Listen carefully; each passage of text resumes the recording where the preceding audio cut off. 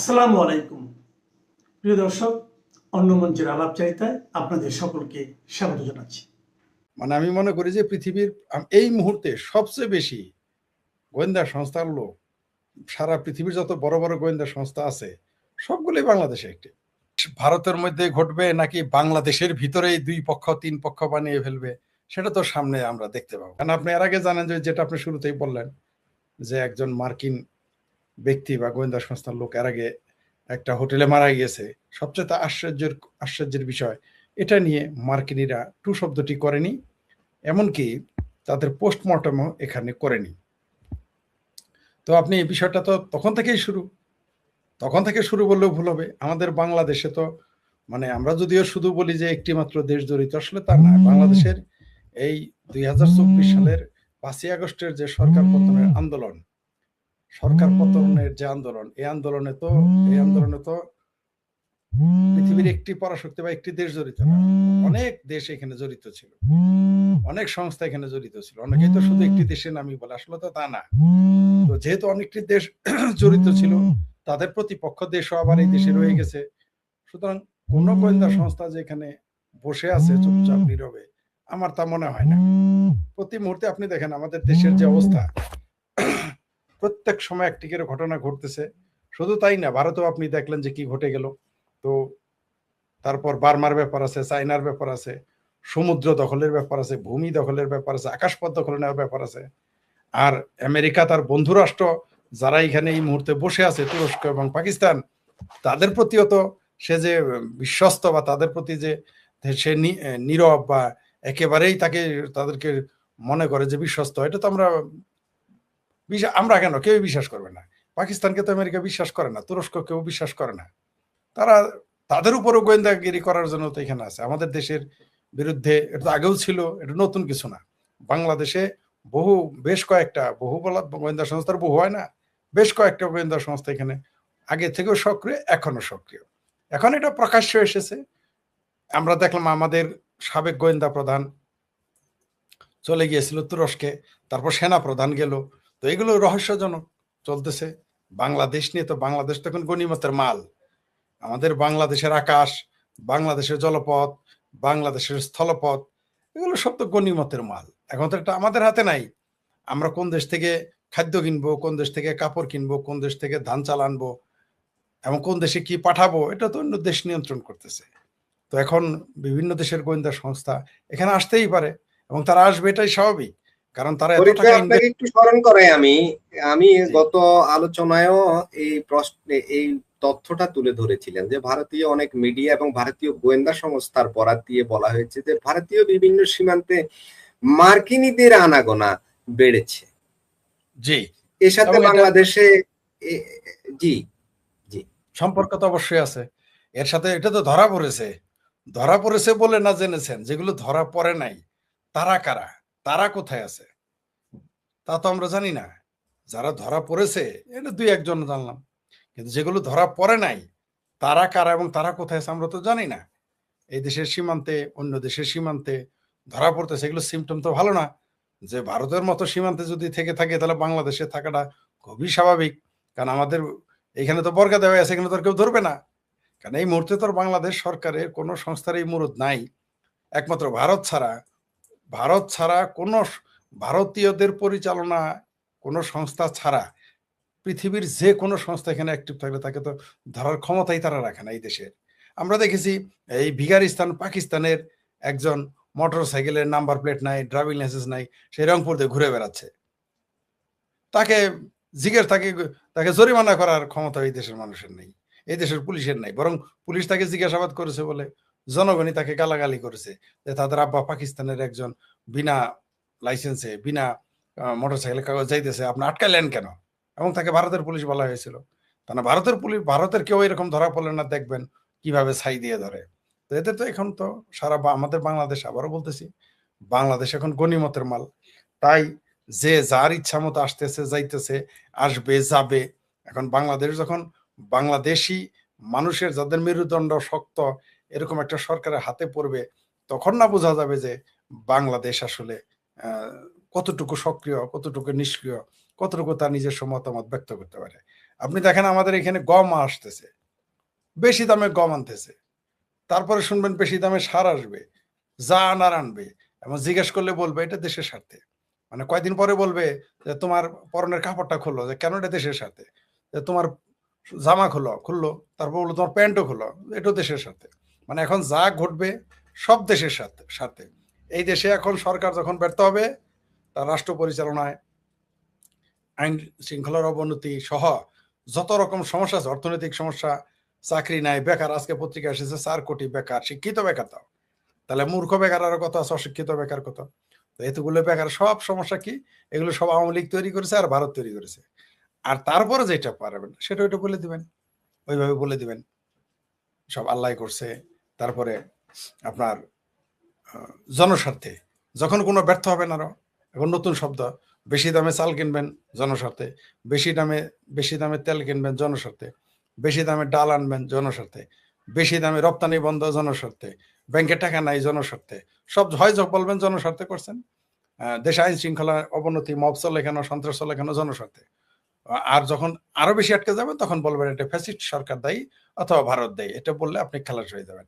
তো এইভাবে এখন যদি আপনাকে এই যে আমাদের সংসদ, এখানে একটাবার কেউ প্রশ্ন করলো না যে এই যে বিদেশি গোয়েন্দারা আসতেছে যাইতেছে, এটা তো বাদ, এটা তো আলাপিন, এটা তো প্রকাশ্যই। এই দেশের চুক্তি নিয়ে কোনো সংসদে টু শব্দটি কেউ করলো না, করার মুরদ এই দেশের নাই। তো এই দেশে তো বিদেশিরা আসবে এবং তাদের মতোই তারা কাজ করে যাবে। নিঃসন্দেহে বাংলাদেশ এই মুহূর্তে গনিমতের মাল হয়ে আছে পাশ্চাত্য দেশের কাছে। ভারতের মধ্যে ঘটবে নাকি বাংলাদেশের ভিতরেই 2 পক্ষ 3 পক্ষ বানিয়ে ফেলবে, সেটা তো সামনে আমরা দেখতে পাবো। অলরেডি বাংলাদেশে রোহিঙ্গাদের দিয়ে কালকে দেখলাম, কালকে না 5-7 দিন আগে একটা টিভিতে, বিদেশি একটা টিভিতে দেখলাম, সেখানে ইংরেজি ভাষার একটা নিউজ, সেখানে দেখলাম কিভাবে বাংলাদেশ অনুপ্রবেশকারী যে রোহিঙ্গা এদের সহ এবং ভারতের বার্মার যে রোহিঙ্গা তাদের কিভাবে ভারতে প্রতিষ্ঠিত করতেছে কোন কোন এনজিও সংস্থা, সেগুলোর একটা রিপোর্ট দেখলাম। তো এগুলো তো পরিকল্পিত ভাবেই করা হচ্ছে। বার্মা রোহিঙ্গাকে বাংলাদেশে সেটেল করা হয়েছে তো এমনি না, তো এই যে 12 লক্ষ রোহিঙ্গাকে তো আপনাকে জামাই আদরে বসায় খাওয়ার জন্য তাদের রাখেন নাই। এদের দিয়ে তো একটা ঘটনা, যদি আপনি কেউ বাংলাদেশের ভিতরে যদি আওয়ামী লীগ বিএনপি দিয়ে জামাত দিয়ে যদি সিভিল ওয়ার না করতে পারে, তারা আপনি নিশ্চিত থাকেন যে এই রোহিঙ্গাদের দিয়ে একটা কিছু করাবে। এবং যেদিন আফগানিস্তান থেকে আমেরিকান সৈন্য চলে যায়, যখন আফগানিস্তানের তালেবান সৈন্যরা যখন আফগানিস্তান দখলে নেয়, তখন আমি বলেছিলাম যে এই যে এখন ক্ষেত্র, মানে যুদ্ধ খেলা ঠিকই থাকবে, ক্ষেত্রটা মাঠটা পাল্টে যাবে। সেই মাঠটা সমূহ একটা মাত্র ছিল, সেটা হলো বাংলাদেশ। এটা তো আগেই বলে রেখেছি আমি। এবং এটা সমূহ সম্ভাবনা না, এটা ঘটবেই। বাংলাদেশকে ব্যাটেল ফিল্ড তারা বানাবেই। প্রয়োজনে ভারতের সাথে একটা ব্যাটেলের মধ্যে নামাবে, অথবা বাংলাদেশটাকে একটা ব্যাটেল ফিল্ড বানিয়ে কয়েক পক্ষ দিয়ে মারামারি করাবে। এটা ঘটবেই। এটা আপনি চাইলেও ঘটবে, না চাইলেও ঘটবে। আমরা যতই চেষ্টা করি এটা ঠেকে রাখতে পারবো না। এমনকি আরেকটা জিনিস বলি, খোদ আওয়ামী লীগও যদি আবার, আওয়ামী লীগ তো আর ডিসেম্বরে তো আওয়ামী লীগ ঢুকে পড়বে, আওয়ামী লীগ যদি 27 সালে ক্ষমতায় আসে, তারপরও ঠেকিয়ে রাখা যাবে না। এই দেশকে অস্থিতিশীল করবেই। হয় ভারতের সাথে এই সরকার যদি টিকে যায়, একে দিয়ে যুদ্ধ বাঁধিয়ে দিবে ভারতের সাথে, তার জন্য কত রকম অপপ্রয়াস চালানো হলো এটা আপনি আমি সকলেই জানি। এই দেশে কোনো দেশকে আক্রমণ করলেও বলে না যে আক্রমণ করতে যাচ্ছি, কিন্তু এই দেশে ডক্টর ইউনূস, আদম ব্যাপারী ইউনূস, সুদখোর ইউনূস, বাটপার ইউনূস, এই আদম ব্যাপারী ইউনূস আসার আগেই বলেছিল 7 সিস্টার খেয়ে ফেলবে। আর তিনি আসার পরে এই দেশের আমার ভাবির পোলারা, এই দেশের রিক্সাওয়ালা, হাঁপানি রুগী, রাস্তায় হাঁটতে পারে না, রিটায়ার্ড আর্মি অফিসার, এরাও বলা শুরু করলো 7 সিস্টার খেয়ে ফেলবে। তো এগুলো এটা কি এমনি বলেছে মনে করেছেন? যদি অনেকেই মনে করে এগুলো তো এমনি বলেছেন, না ভাই, এগুলো এমনি বলে না। কোনো মানুষ যখন কোনো কথা বলে শূন্যের উপরে বলে না। মানে একটা লোক মনে করেন যে কোনো কিছু করতে পারবে না, একটা লোক যখন চিৎকার চেঁচামেচি করে তখন ধরে নিতে হবে তার আশেপাশে কেউ আছে বা তাকে কেউ এগুলো বলাচ্ছে, তাহলে সে কেন বলবে এগুলো? একটা ছোট্ট একটা দেশ বাংলাদেশ, যার না আছে অর্থনৈতিক ভিত্তি, যার না আছে গণতান্ত্রিক ভিত্তি, যার না আছে সামরিক ভিত্তি, সেই দেশটা পৃথিবীর 3 নম্বর অর্থনৈতিক দেশ এবং পৃথিবীতে শক্তিশালী একটি রাষ্ট্র, যার পারমাণবিক শক্তিধর দেশ এবং সুপার পাওয়ার হওয়ার লাইনে 1 নম্বরে আছে, এখন 6 নম্বরে। যদি কখনো হয়, সেটা ধরে নেওয়া হচ্ছে যে ভারতের নামটা সবার আগে। সেই ভারতের সাথে আপনি ফাইট করতে যাচ্ছেন বাংলাদেশ, অর্থাৎ আপনি একটা চুহা হয়ে, মানে চুহা হয়ে বিল্লির সাথে নয়, চুহা হয়ে আপনি হাতির সাথে ফাইট দিতে চাইতেছেন। তো বুঝে নিতে হবে যে কোনো না কোনো কিছু তার পিছনে ছিল, ষড়যন্ত্র ছিল বা আছে। তো যদি ধরেন এখন ডিসেম্বর মাসে জননেত্রী শেখ হাসিনা আসলেন এবং এই দেশের 27 সালে ক্ষমতার পরিবর্তন হয়ে গেল, ধরে নেন, ধরে নিতে বলতেছি, তারপরেও এরা বসে থাকবে না, এরা এদের কার্যক্রম চালাবে, চালিয়ে যাবে, বাংলাদেশকে অস্থিতিশীল করবে। কারণ যুদ্ধবাজদের যুদ্ধ দরকার, যুদ্ধবাজদের যারা অস্ত্র অস্ত্র বানানোর শিল্প, ভারী শিল্প যাদের আছে, তারা তো যুদ্ধ চাইবে। যুদ্ধ না থাকলে আপনি, রোগী যদি না থাকে ওষুধ বেচবেন কই? সব রোগী যদি ভালো হয়ে যায়, রোগ না থাকলে রোগ সৃষ্টি করতে হবে ব্যবসা করার জন্য। তো এরা তো এই বাংলাদেশকে অস্থিতিশীল করবেই, মানে আমরা কোনোভাবেই পার পাবো না। এই সরকার থাকলেও পার পাবো না, পার তো পাবোই না। এই সরকার থাকলে, এই তথাকথিত মুসলেকা সরকার থাকলে আমরা তো পার পাবোই না। ইভেন আওয়ামী লীগ সরকার আসলেও আমরা, মনে হয় না যে একটা যুদ্ধ বা যুদ্ধাবস্থা বা একটা ব্যাটেল ফিল্ড যে হবে না বাংলাদেশ, তার গ্যারান্টি কি? তার জন্যই তো তারা ভেঙে পড়েছে না, ভেঙে ভেঙে ফেলা হয়েছে, পরিকল্পিতভাবে ভেঙে ফেলা হয়েছে। তার তার শুরুয়াত হলো 2024-এর 5ই আগস্ট। প্রথমে পুলিশ বাহিনীর, আইন শৃঙ্খলা বাহিনীর মেরুদণ্ড ভেঙে দেওয়া হয়েছে। এই পুলিশ বাহিনী কিন্তু আর কোনোদিন সোজা হয়ে দাঁড়াতে পারবে না। আপনার হাত ভেঙে গেলে ঠিক করতে পারবেন, পা ভেঙে গেলেও ঠিক করতে পারবেন, মেরুদণ্ড ভাঙলে কিন্তু আপনি আর ঠিক করতে পারবেন না, পারবেন না। আপনি ধুকে ধুকে হয়তো বেঁচে থাকবেন, ধুকে ধুকে টিকে থাকবেন, কিন্তু মেরুদণ্ড ভেঙে গেলে পুলিশের, আইন শৃঙ্খলা বাহিনীর তাদের যে মেরুদণ্ড, সেটা ভেঙে ফেলা হয়েছে পরিকল্পিতভাবে। কেন করা হয়েছে? যাতে অদূর ভবিষ্যতে এই দেশে মানে আইন শৃঙ্খলার অবনতি ঘটানো যায়। কারণ আপনি আর্মি দিয়ে তো সবসময় দেশ শাসন করতে পারবেন না, পারবেন না, কখনোই সম্ভব না। আপনি হয়তো সাময়িক পারবেন, যেমন এখন করতেছে। এরা সেনাবাহিনীকে পর্দার অন্তরালে রেখে বা পর্দার সামনে রেখে গুজামিল দিয়ে চলতেছে। তারপর আবার যারা এর বিরোধিতা করবে তারাই এদের পক্ষে, তাই এই মুহূর্তে আপনি মনে করতেছেন যে টিকে আছে তারা।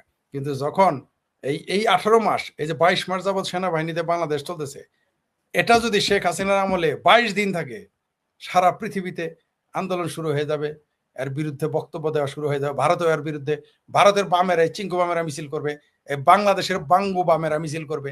কিন্তু এখন যে 22 মাস যাবৎ সেনাবাহিনী নিয়ে শাসন করতেছে এই তথাকথিত মুসলেকা সরকার আর জামাতি সরকার, কোন বামপন্থী দেখুন বাটপার গুলো একটা টু শব্দটি করে না।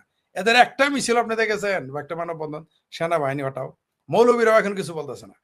কিন্তু যখনই শেখ হাসিনা আসবে, 22 দিন যদি সেনাবাহিনীতে চালায়, তাইলেই দেখবেন যে বাংলাদেশে আওয়ামী লীগ যখন 22 দিন চালাবে, মসজিদে মিম মরে বয়ান শুরু হয়ে যাবে, কলামের উপর কলাম প্রসব করবে এই বাংলাদেশের বাটপার বুদ্ধিজীবীগুলো। এই বেহায়া বুদ্ধিজীবীগুলো দেখবেন তখন কত হাজার কলাম প্রতি মাসে সাপ্লাই করে। আর বিদেশ থেকে দেখবেন কত প্রতিবাদ হয়। এমনকি যে কিছু বাটপার আছে, কলকাতা দিল্লির কিছু বাটপার বাম আছে, সেগুলো দেখবেন মিছিল চেঁচামেচি করবে, বাংলাদেশের এম্বাসি, হাই কমিশন ঘেরাও করতে। তখন এখন মনে করেন আওয়ামী লীগ ক্ষমতায়, আর 22 মাস যাবৎ সেনাবাহিনী, এই কলকাতা আর দিল্লির বাটপার কিছু বাম আছে না, এরা তখন ঘেরাও করতে হাই কমিশন। কিন্তু বাংলাদেশে এখন যে আছে, এখন কোনো সমস্যা নাই। এখন এত বড় একটি ছাত্র সংগঠন, ছাত্রলীগ নিষিদ্ধ, কোনো সমস্যা নাই। আওয়ামী লীগের মতো বড় দল নিষিদ্ধ, কারো কোনো গণতন্ত্র খতমে না। কিন্তু আওয়ামী লীগ ক্ষমতায় আসার পরে যখনই দেখবেন যে জামাতকে নিষিদ্ধ করেছে, যখনই দেখবেন শিবিরকে নিষিদ্ধ করেছে, আর বিএনপি নিষিদ্ধ করলে তো কথাই নাই। সারা বাংলাদেশের ঘটনা নিয়ে পৃথিবীতে দেখবেন প্রতি মিনিটে মিনিটে কলাম প্রসব করা হবে, বলবে গণতন্ত্র খত্রেমে, আর মিডল ইস্ট থেকে শুনবেন ইসলাম খত্রেমে। এগুলো বাংলা, আর তখন সংঘর্ষ অনিবার্য হয়ে যাবে। মানে কোনো অবস্থাতেই আমি, মানে না এখন না আগামীতে, আমি বাংলাদেশের, আসলে আমরা 2024-এর 5ই আগস্টে আমরা একটা কেসকি কলের মধ্যে পা দিয়ে ফেলেছি। এখান থেকে বের হওয়ার আর সুযোগ নেই। জি, ভারত সরকারের আরো কিছু করার ছিল, কিন্তু তারা আসলে কোনো ঝুঁকি নেয়নি। তারা সরাসরি, আমার যা মনে হয়েছে, ওই যে আপনি যেটা বললেন, বিরোধী পক্ষ চাচ্ছিল কিছু লাশ, বাংলাদেশের মতো কিছু কয়েকটা লাশ হলেই সারা ভারতে আন্দোলন ছড়িয়ে দিত। প্রথমে আমার মনে হয়েছে যে বিজেপি সরকার বা তাদের জোট সরকার পদত্যাগের ইচ্ছা তাদের খুব একটা ছিল না। তারা তো দেখলো যে পুলিশ দিয়েও পেটানো যাচ্ছে না, তখন একটা ঝুঁকি তো নিতে হবে। তখন তারা পাশার দানটা ভিন্নভাবে দিল, তারা তাদের মন্ত্রীকে পদত্যাগ করালো। এটা পরিকল্পিত। তারা আরো কিছু করতে পারতো, তারা আরো স্ট্রং, তারা আরো শক্ত অবস্থানে যেতে পারতো, পারলে আরো কিছু করতে পারতো, অ্যাকশনও যেতে পারতো, পদত্যাগ না করিয়ে তাদের দলের লোক নামাতে পারতো, ভিন্ন প্রকারে তারা আরো বহুবিধ পদ্ধতি নিতে পারতো, কোনো সন্দেহ নেই। কিন্তু তারা সেই ঝুঁকি নেয় নাই। তারা আপাতত, তারা কিন্তু জানে এখানে কিন্তু শেষ হবে না। এই যে আপনি যেটা বললেন যে নরেন্দ্র মোদীজির ক্যারিশমাটিক যে নেতৃত্ব, এবং দেখেন আপনি এই যে সোশ্যাল মিডিয়া যে কত শক্তিশালী, সেটাও কিন্তু আমরা দেখলাম। মাত্র 3 মিনিটের একটা ভিডিও প্রথমে, তারপরে 1 থেকে 13 মিনিটের ভিডিও, পুরো আন্দোলন প্রায় নিস্তেজ হয়ে গেছে, সব ককরোচ মোটামুটি এতই দুর্বল হয়েছে যে ককরোচ আর চলতে পারতেছে না, মানে পেস্টিং, মানে তার 2 ভিডিওতেই পেস্টিং মনে হয় যে একটা ঘরে তো ককরোচ ছিল, সেখানে কেউ পেস্টিং করে খালাস করে দিয়েছে, বিষয়টা এরকম। আর একটা জিনিস আপনি খেয়াল করেন যে নরেন্দ্র মোদীর জনপ্রিয়তা এবং নরেন্দ্র মোদীর যে কনফিডেন্ট এবং তার যে কৌশল দেখেন, সবসময় কিন্তু তিনি বলতেন ভাই বলে সম্বোধন করতেন বা জনতা বলে সম্বোধন করতেন।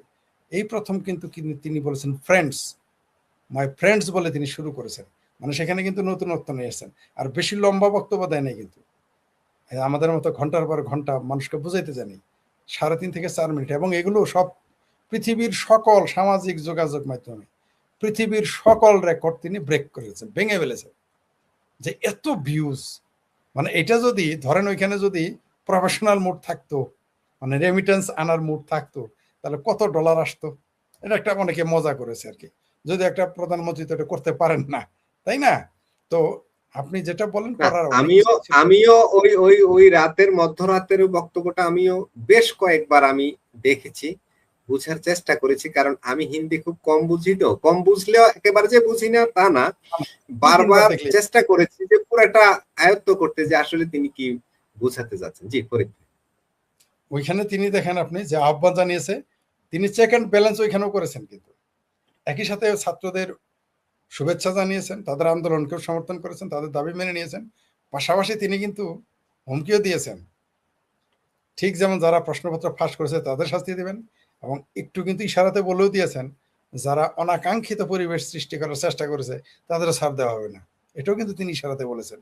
কিন্তু এই ককরোচদের আন্দোলনের একটা অদ্ভুত জিনিস দেখেন, এরা কেন্দ্রীয় শিক্ষামন্ত্রী পদত্যাগ চাইল এবং করার এই ক্রাইসিসটা আরো ভয়ঙ্কর হতে পারতো, ইন্টারন্যাশনালি এটা আরো এটা ধীরে ধীরে আরো এর ব্যাপ্তি আরো বাড়াতে পারতো, এবং অলরেডি হয়েছিল। আপনাকে একটা তথ্য দেই, ওই মুহূর্তে 250 মোস্ট ওয়ান্টেড ছিল ওইখানে উপস্থিত, এবং এগুলো গোপন ক্যামেরায় সব ধারণ করা হয়েছে। এগুলো সোনাম ওয়াংচুককে দেখানো হয়েছে যে এরা তো ছাত্র নয়, মানে দিল্লির পুলিশের, মানে ভারতীয় পুলিশের খাতায় যারা মোস্ট ওয়ান্টেড তারা ছিল 250। তাদের কাছে ওইখানে ওইখানে যত সিসি ক্যামেরা তো ছিলই, ভারত ওই দিন এরা তো জান আন্দোলন হবে, এরা কিন্তু বিশেষ ক্যামেরা বসিয়ে রেখেছিল, বিশেষ ক্যামেরা যেটা কেউ জানে না, সেখানে এসেছে, সেটা তারা পর্যালোচনা করেছে, এবং সেটা কেন্দ্রীয় স্বরাষ্ট্রমন্ত্রীর কাছে চলে গেছে, ভারতের প্রশাসনের কাছে, সবার কাছে এটা রয়েছে। সে 250 ওই দিনই, যেদিন অনশনটা ভঙ্গ করালো সেই দিনের ঘটনা এটা। তো এটা ভারতের অনেকেই চেষ্টা করেছে এটাকে, কেউ কেউ মনে করেছে বাংলাদেশের মতো ঘটনা ঘটবে, কিন্তু ওটা তো ভারত। যদি কোনো কারণে এরকম কিছু ঘটতো, যেমন তারা সংসদ ভবন দখল করতে চেয়েছিল, যদি আন্দোলনে তারা 10 লাখ 20 লাখ লোক আনতে পারতো, তাহলে অবশ্যই সংসদ ভবন ঘেরাও করতো এবং মধ্যবর্তী নির্বাচন দিতে বাধ্য করতো। তবে আমি নিশ্চিত আবারও নির্বাচন হলে এরা হারবে। এই যে আন্দোলন দেখতেছেন না, আন্দোলন কিন্তু এক জিনিস আর ভোট কিন্তু আরেক জিনিস। এই সোনাম ওয়াংচুক কিন্তু ফেল করবে, আর এই যে ককরোচ পার্টির নেতা কিন্তু জামানত হারাবে ইলেকশন যদি করে, এরা জামানত হারে, একটাও কিন্তু নির্বাচনে হালে পানি পাবে না, ফেল করবে। যদি বেশি চাপ থাকতো তাহলে কি করতে জানেন? আমি নিশ্চিত নরেন্দ্র মোদী, ইন্দিরা গান্ধী সেই 71-এর মতো নাকি 69-এ একটা নির্বাচন দিয়েছিল, অ্যাডভান্স, মানে অগ্রিম নির্বাচন দিয়েছিল। প্রধানমন্ত্রী চাইলে অগ্রিম নির্বাচন ঘোষণা করতে পারে যে আমি আরেকবার, আমি 5 বছর পর হবে না, ওইটা এখনই চাই, উনি এটা ঘোষণা দিতে। আর এটা যদি করতো তাহলেও কিন্তু বিজেপি জিতবে। কারণ আমি আপনাকে বলি, ভারতের মিছিল এক জিনিস, আন্দোলন এক জিনিস, আর বাস্তবতার এক জিনিস। যেমন মনে করেন বাংলাদেশ, সারা পৃথিবীতে জানে এখন বিএনপি ক্ষমতায়, তাই না? কিন্তু কোনো কারণে যদি এখানে ইলেকশন হয়, আওয়ামী লীগকে ঠেকাইতে পারবেন, এটা বাংলাদেশ সবাই জানে। এই আর্মি চলে গেলে নির্বাচন দিতে হবে না, শুধু আর্মি, ওয়াকার সাহেব, এই যে আমার ভাবির পোলাদের মামা, শুধু বেড়াকে ফিরে গেলে আওয়ামী লীগের আন্দোলন আপনি ঠেকাইতে পারবেন। এটা তো রিয়েলিটি, এটা আমরা জানি। তো ভারতের ব্যাপারটা ওই রকম। আমি সবচেয়ে বেশি জানি আমার দেশ আর ভারত সম্পর্কে, আমি সবচেয়ে বেশি গবেষণা করি, অন্য দেশের আমি এত জানি না। অন্য দেশ সম্পর্কে কম বেশি জানি, কম বা একটু জানি বা পড়ি, কিন্তু এই দুইটা দেশ সম্পর্কে একেবারে কম জানি। নিজের দেশ সম্পর্কে তো জানি, বরং কিছু কিছু ক্ষেত্রে আমার দেশের চাইতে আমি ভারত সম্পর্কে বেশি জানি। যেমন আমি বাংলাদেশের আপনার আমি সব, মানে ওখানে আছে 29টি রাজ্য, তাদের আর প্রেসিডেন্ট শাসিত অঞ্চল আছে। 29টি রাজ্য সম্পর্কে বলতে বললে আমি কম বেশি খোঁজ খবর রাখি, কিন্তু আমার বাংলাদেশে কিন্তু 29টা জেলা খবর আপনি বলতে পারবো না। সেই হিসাবে আমি বলতে চাই যে আমি বাংলাদেশের চাইতে ভারতের খবরটা বেশি জানি। যদি এখানে আপনার নরেন্দ্র মোদী বা বিজেপি সরকার বা তার সরকার, তার জোট সরকার যদি মনে করতো যে আমরা অ্যাডভান্স নির্বাচন চাই, আমরা অগ্রিম নির্বাচন চাই, আগাম নির্বাচন চাই, তাহলে দেখতেন এদের এদের হলকম শুকে যাবে। আপনি নিশ্চিত থাকেন এই এই যে ককরোচ পার্টি যে আন্দোলন করলো, এরা কিন্তু আবার ঘোষণা দিয়েছে যে এরা নাকি কখনো নির্বাচনে যাবে না। মানে আপাতত তারা ঘোষণা দিয়েছে তারা কোনো আন্দোলন, মানে তারা সব সময় যে কোনো সরকারের বিরোধিতা করবে। অলরেডি কেরালা সরকারের বিরুদ্ধেও কিন্তু কংগ্রেস পার্টি মিছিল করতেছে। নরেন্দ্র মোদীর বিরুদ্ধে যেমন হয়েছে না এই মুহূর্তে, মানে আজকে এই মুহূর্তে কেরালা সরকারের বিরুদ্ধে ওইখানেও প্রশ্নপত্র ফাঁস হয়েছে। শুধু পাঞ্জাবে হচ্ছে না, পাঞ্জাবেও কিন্তু এই মাসের সম্ভবত 10-12 দিন আগে, এই 10-12 দিন আগে এই পাঞ্জাবেও কিন্তু প্রশ্নপত্র ফাঁস হয়েছে। কোনো সন্দেহ নাই আরএসএস বিজেপির উপরে যথেষ্ট প্রভাব রাখে এবং মূলত এই যারা নেতা সৃষ্টি হয়ে এসেছে, এমনকি এখন যে শিক্ষামন্ত্রী হলো তিনিও আরএসএস এর পয়দা মানে আরএসএস থেকে শিক্ষা গ্রহণ করেছে, আরএসএস এর মতবাদের। নরেন্দ্র মোদী কই থেকে আসছে, উনিও আরএসএস এর। তো আরএসএস নিজে রাজনীতি করে না, কিন্তু তারা তো কিং মেকার। বিজেপির নেতৃত্ব পয়দা হয় আরএসএস থেকে, এটা সত্য। অধিকাংশই নেতা সেখান থেকে এসেছেন, তাদের মন মানসিকতার, তাদের ফিলোসফিকে ফলো করে। সুতরাং তাদের তো একটা প্রভাব থাকবে। মনে করেন একটা স্কুল, তা আপনি সেই যে স্কুল থেকে পড়ে আসলেন, আমরা তিনজন যদি একটা স্কুল থেকে পড়ে আসি, সেই স্কুলের প্রিন্সিপালের কথা তো কম বেশি শুনতেই হবে, আর সেটা হলো রাজনৈতিক স্কুল। বাংলাদেশে সংবাদ মাধ্যম থেকে শুরু করে রাজনৈতিক মহলে দেশটির 22তম রাষ্ট্রপতির পদত্যাগ নিয়ে এখনো নানা ধরনের আলোচনা চলছে। তার পদত্যাগের ইস্যুটি চাঙ্গা হওয়ার শুরুতে কেন রাষ্ট্রপতির পদ থেকে তিনি সরলেন সে আলোচনাটাই ছিল মুখ্য। আর পদত্যাগের পর রাষ্ট্রপতি বিএনপি সরকারের সাথে সমঝোতার ভিত্তিতে পদ ছেড়েছেন কিনা সে আলোচনাটা বড় হয়ে উঠেছে। সাথে বিরোধীদের দাবির মুখে সাবেক রাষ্ট্রপতি মোহাম্মদ শাহাবুদ্দিনের বিরুদ্ধে কোনো আইনগত ব্যবস্থা নেওয়া হচ্ছে কিনা তা নিয়েও নানা মহলে আলোচনা হচ্ছে। বলা হচ্ছে পারস্পরিক সমঝোতার ভিত্তিতেই সাংবিধানিক প্রক্রিয়া অনুসরণ করে রাষ্ট্রপতির পদ থেকে ইস্তফা দিয়েছেন মোহাম্মদ শাহাবুদ্দিন। প্রশ্ন হলো সেই সমঝোতার পয়েন্টগুলো কি? বাংলাদেশের সংবাদ মাধ্যমের খবরে ও রাজনৈতিক মহলের আলোচনায় বলা হচ্ছে আইনি দিক থেকে ঝামেলায় না ফেলা এবং অবাধে বিদেশে যাওয়ার শর্তে মোহাম্মদ শাহাবুদ্দিন পদত্যাগ করেছেন। সাবেক রাষ্ট্রপতির ঘনিষ্ঠজন এবং সরকারের শীর্ষ মহলের 3টি সূত্র থেকে নিশ্চিত হওয়া গেছে, সরকারের পক্ষ থেকে রাষ্ট্রপতিকে সরিয়ে দেওয়ার সিদ্ধান্তের পর মোহাম্মদ শাহাবুদ্দিন জানতেন তাকে খুব দ্রুত সরে যেতে হবে। সে কারণে তিনি প্রায় 2 সপ্তাহ আগেই প্রস্তুতি নিয়ে রেখেছিলেন। কারণ রাষ্ট্রপতি নিজ থেকে না সরলে সরকার অভিশংসনের পথে হাঁটতে পারত, যেটি হতো সাবেক রাষ্ট্রপতির জন্য চরম অবমাননাকর। তাহলে কি আদৌ কোনো সমঝোতা হয়েছে, নাকি বাধ্য হয়ে পদত্যাগ করেছেন রাষ্ট্রপতি? ওই সূত্রগুলো বলছে সমঝোতা হয়েছে, তবে সেটি এক পক্ষে নয় বরং 2 পক্ষ থেকে 3টি শর্ত মেনে চলার ভিত্তিতে সমঝোতা হয়েছে। মানে সাবেক রাষ্ট্রপতির পক্ষ থেকে যেমন শর্ত আছে, তেমনি বিনিময়ে সরকারের পক্ষ থেকেও শর্ত আছে এই সমঝোতায়। আর এই সমঝোতার শর্তগুলো নিরীক্ষেই সরকারের শীর্ষ মহল থেকে রাষ্ট্রপতির পদত্যাগ আর তার বিরুদ্ধে মামলা বিচার নিয়ে কথা বলা হয়। রাষ্ট্রপতির পদ থেকে পদত্যাগের একদিন পর 26শে জুলাই দুপুরে বঙ্গভবন ছেড়েছেন মোহাম্মদ শাহাবুদ্দিন। রোববার বেলা 2টা 25 সপরিবারে বঙ্গভবন ছাড়েন তিনি। বাংলাদেশের সংবাদ মাধ্যমগুলোর খবরে বলা হয়েছে রাজধানীর গুলশানের 123 নম্বর সড়কে নিজ বাসায় উঠেছেন তিনি। সাবেক রাষ্ট্রপতি যখন বঙ্গভবন ছাড়ছিলেন তখনই বাংলাদেশের আন্তর্জাতিক অপরাধ ট্রাইব্যুনালে তার বিরুদ্ধে অভিযোগ দায়ের করা হয়। সংবাদ মাধ্যমের খবরে বলা হয়েছে জুলাই গণ অভ্যুত্থানে সংগঠিত মানবতা বিরোধী অপরাধ এবং তৎকালীন সময় নীরব থেকে আওয়ামী লীগ সরকারকে সহায়তার অভিযোগে সাবেক 2 রাষ্ট্রপতি মোহাম্মদ শাহাবুদ্দিন ও আব্দুল হামিদের বিরুদ্ধে আন্তর্জাতিক অপরাধ ট্রাইব্যুনালে আলাদা 2টি অভিযোগ দায়ের করা হয়েছে। বাংলাদেশ আজাদ পার্টির পক্ষে অভিযোগ দায়েরের পর বিষয়টি গণমাধ্যমকে নিশ্চিত করেন অবসরপ্রাপ্ত কর্নেল হাসিনুর রহমান। তিনি বলেন, সদ্য সাবেক রাষ্ট্রপতি মোহাম্মদ শাহাবুদ্দিন ও সাবেক রাষ্ট্রপতি আব্দুল হামিদের বিরুদ্ধে মানবতা বিরোধী অপরাধের তদন্ত চেয়ে অভিযোগ দাখিল করা হয়েছে। অপরাধগুলোতে তার মৌন সম্মতি থাকায় এবং ফ্যাসিবাদের সুবিধাভোগী হিসেবে কাজ করায় এই অভিযোগ আনা হয়েছে। মোহাম্মদ শাহাবুদ্দিন বঙ্গভবন ছাড়ার আগে পদত্যাগের পর থেকে তার বিরোধী পক্ষগুলো থেকে তাকে গ্রেফতার ও বিচার দাবি করে আসছে। যদিও বাংলাদেশের সংবিধানের ৫১ অনুচ্ছেদে রাষ্ট্রপতির দায় মুক্তি দেওয়া হয়েছে দায়িত্বকালীন সময় এবং কাজের জন্য। ৫১ নম্বর অনুচ্ছেদে বলা হয়েছে, রাষ্ট্রপতি তার দায়িত্ব পালনকালে কোনো কাজের জন্য তাকে কোনো আদালতে জবাবদিহি করতে হবে না। আবার ৫১-২ নম্বর অনুচ্ছেদে বলা হয়েছে, রাষ্ট্রপতি পদে থাকা অবস্থায় তার বিরুদ্ধে কোনো আদালতে কোনো ধরনের ফৌজদারি মামলা দায়ের বা চালু রাখা যাবে না। তাকে গ্রেপ্তার বা কারাগারে পাঠাতে কোনো আদালত পরোয়ানা জারি করতে পারবে না। সরকার শীর্ষ মহল থেকে বিষয়টি তুলে ধরা হয়েছে। বাংলাদেশের স্বরাষ্ট্র ও আইনমন্ত্রী দুজনেই সাংবাদিকদের সাথে আলাপকালে সংবিধানের এই বিধানের কথা উল্লেখ করেছেন। বিরোধী পক্ষের অভিযোগ, মোহাম্মদ শাহাবুদ্দিন সমঝোতার মাধ্যমে পদত্যাগ করেছেন এবং সরকার তাকে সেফ এক্সিট দিতে চায়।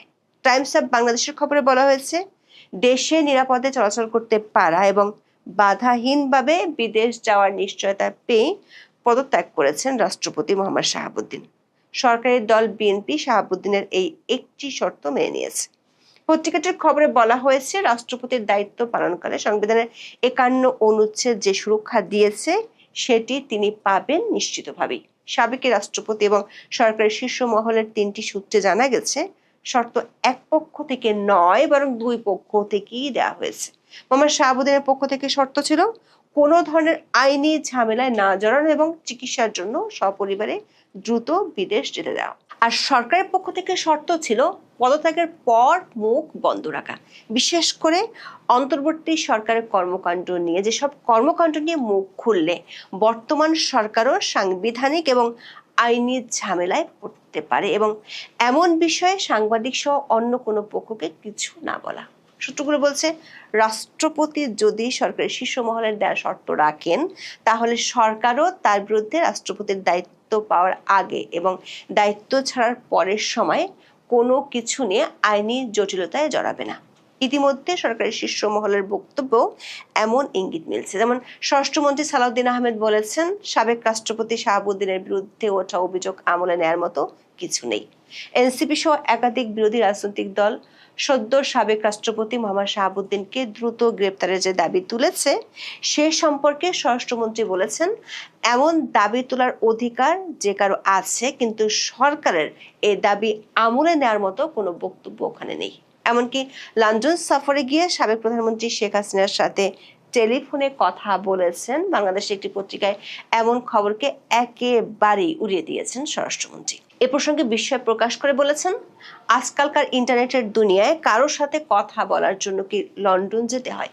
স্বরাষ্ট্রমন্ত্রী দাবি করেছেন, এটা তার কাছে অলীক মনে হয়। কথা বলতে চাইলে ঢাকা থেকেও বলা যায় বলে মন্তব্য করেছেন সালাউদ্দিন আহমেদ, যেমনটা বিভিন্ন গণমাধ্যমকে সদ্য বিদায়ী রাষ্ট্রপতিও বলেছেন। সরকারি দলের একজন সিনিয়র নেতা নাম প্রকাশ না করার শর্তে বলেছেন, স্বরাষ্ট্রমন্ত্রীর বক্তব্য থেকে পরিষ্কার সাবেক রাষ্ট্রপতিকে অনাবশ্যক কোনো ঝামেলায় না জড়ানোর সিদ্ধান্ত সরকার নিয়েছে। সালাউদ্দিন আহমেদ বলেছেন, মোহাম্মদ শাহাবুদ্দিনের নিয়োগ আওয়ামী লীগ আমলে হলেও অন্তর্বর্তী এবং বিএনপি সরকার আমলে তিনি সাংবিধানিক উপায়ে কাজ করেছেন এবং বিএনপি সরকারের প্রতি তার সমর্থন ছিল। সরকার একটি সূত্র বলছে, সমঝোতার অংশ হিসেবে শুধু রাষ্ট্রপতি পদে থাকার সময়ই নয়, তার আগে পরের ঘটনায় রাষ্ট্রপতির বিরুদ্ধে সরকার কোনো অবস্থানে যেতে চায় না, যদি মৌখিক সমঝোতার শর্ত সাবেক রাষ্ট্রপতি ভঙ্গ না করেন। সে ইঙ্গিত পাওয়া যাচ্ছে বাংলাদেশ ব্যাংকের কথাতেও। দৈনিক সমকালের খবরে বলা হয়েছে, রাষ্ট্রপতির পদ থেকে সদ্য পদত্যাগ করা মোহাম্মদ শাহাবুদ্দিনের বিরুদ্ধে কেন্দ্রীয় ব্যাংক আলাদা কোনো অনুসন্ধান চালাবে না। তবে তার বিরুদ্ধে নতুন করে কোনো তদন্ত না হলেও পুরনো কোনো ঘটনার সংশ্লিষ্টতা পাওয়া গেলে সে বিষয়ে সিদ্ধান্ত নেওয়া হবে। বাংলাদেশ ব্যাংকের মুখপাত্র ও নির্বাহী পরিচালক আরিফ হোসেন খান কথা বলেছেন। রোববার কেন্দ্রীয় ব্যাংকের সাংবাদিকদের তিনি বলেন, মোহাম্মদ শাহাবুদ্দিন সাংবিধানিকভাবে দেশের সর্বোচ্চ পদে দায়িত্ব পালন করেছেন, তাই তাকে লক্ষ্য করে ব্যক্তিগতভাবে আলাদা কোনো অনুসন্ধান বা তদন্ত পরিচালনার পরিকল্পনা নেই। যার অর্থ হলো, রাষ্ট্রপতি পদে আসীন হওয়ার আগ পর্যন্ত তিনি দুদকের দায়িত্বে থাকা অবস্থায় বা ইসলামী ব্যাংকের পরিচালনা পর্ষদে থাকাকালীন তার কোনো অনিয়ম বা দুর্নীতি, এস আলম গ্রুপের সঙ্গে সংশ্লিষ্টতা সহ কোনো অনিয়মের বিষয়ে কোনো দায়িত্ব নিতে চায় না সরকার। ইসলামী ব্যাংকের নিয়ন্ত্রণ গ্রহণে সাবেক রাষ্ট্রপতি শাহাবুদ্দিনের সংশ্লিষ্টতার অভিযোগ নতুন করে আলোচনায় এসেছে। বাংলাদেশ ফাইন্যান্সিয়াল ইন্টেলিজেন্স ইউনিটের হাইকোর্টে দাখিল করা তদন্ত প্রতিবেদনে দাবি করা হয়েছে 2017 সালে জেএমসি বিল্ডার্সের প্রতিনিধি হিসেবে তিনি ব্যাংকের পরিচালনা পর্ষদে যোগ দেন এবং পরে ভাইস চেয়ারম্যান নির্বাচিত হন। প্রতিবেদনে এসএলএম গ্রুপের ব্যাংকটি নিয়ন্ত্রণ প্রতিষ্ঠা, শেয়ার জালিয়াতি, অর্থ আত্মসাৎ এবং অনিয়মিত ঋণ অনুমোদনের অভিযোগ তুলে ধরা হয়েছে। বিষয়টি বর্তমানে হাইকোর্টে বিচারাধীন রয়েছে এবং আগামী বুধবার শুনানির কথা রয়েছে। শুধু আইনি ঝামেলা থেকে রক্ষাই নয়, সরকার সাবেক রাষ্ট্রপতির প্রাপ্য সুবিধাগুলো নিশ্চিত করতে চায় যদি সরকারের শর্ত তিনি মানেন। স্বরাষ্ট্রমন্ত্রী সালাউদ্দিন আহমেদ বলেছেন, বাংলাদেশের সংবিধানে রাষ্ট্রপতিকে বিশেষ সুবিধা দেওয়া হয়েছে, যার ফলে তার বিরুদ্ধে আদালতে ফৌজদারি আইনে মামলা করা যায় না। এছাড়া পদ ছেড়ে দেওয়ার পরও একটি নির্দিষ্ট সময় পর্যন্ত রাষ্ট্রপতিকে সুরক্ষা ও নিরাপত্তা দেওয়ার যে বিধান রয়েছে সেগুলো সরকার দেবে। রাষ্ট্রপতির ঘনিষ্ঠ দুটি সূত্র থেকে জানা গেছে, রাষ্ট্রপতি চিকিৎসার জন্য সপরিবারে বিদেশে যেতে চান। সম্মিলিত সামরিক হাসপাতালে এরই মধ্যে তার শারীরিক চেক আপ করা হয়েছে।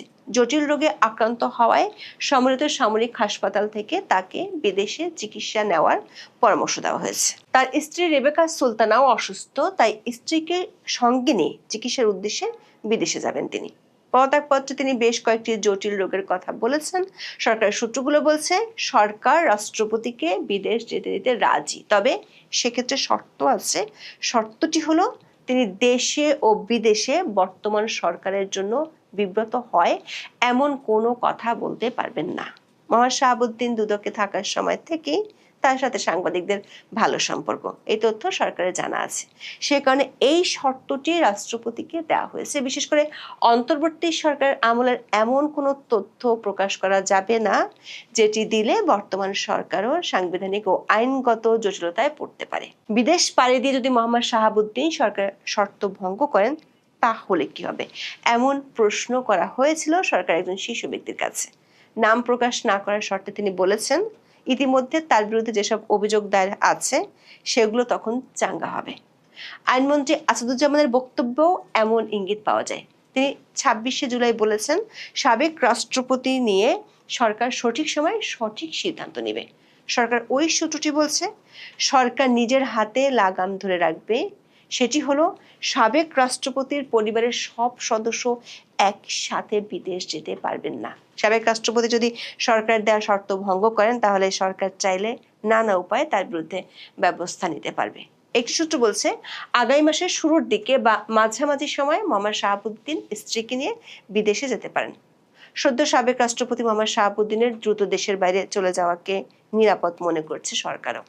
আওয়ামী লীগ আমলে নির্বাচিত সাবেক এই রাষ্ট্রপতিকে নিয়ে সরকারও ঝামেলা মুক্ত থাকতে চায় বলে বিদেশে পাঠিয়ে দিতে চায় সরকার।